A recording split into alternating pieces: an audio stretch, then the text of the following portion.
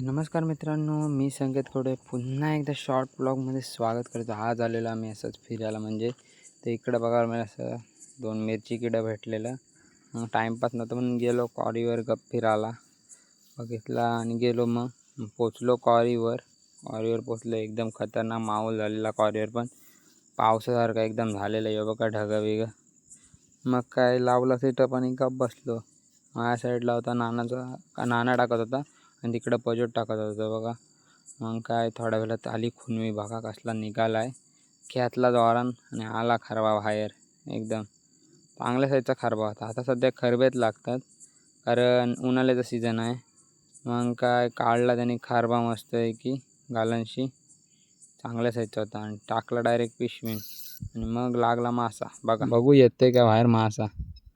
खेचतोय तो.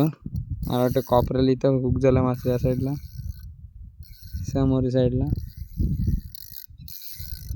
ते लास्टला येऊन जाईल मला वाटतं. गेला सांगते, गेला ये बघा.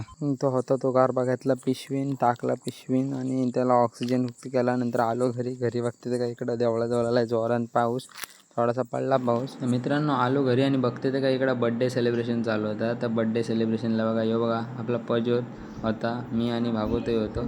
कसला डेकोरेशन केला आहे साधा सुद्धा डेकोरेशन. आज होता बड्डे, थोड्या वेळेलाच बघायला मिळेल तुम्हाला. फायनली बड्डे गर्ल पण आलेली आपली. सेलिब्रेशन एकदम जबरदस्त झाला. तर व्हिडिओ आवडल्यास लाईक करा. बाय.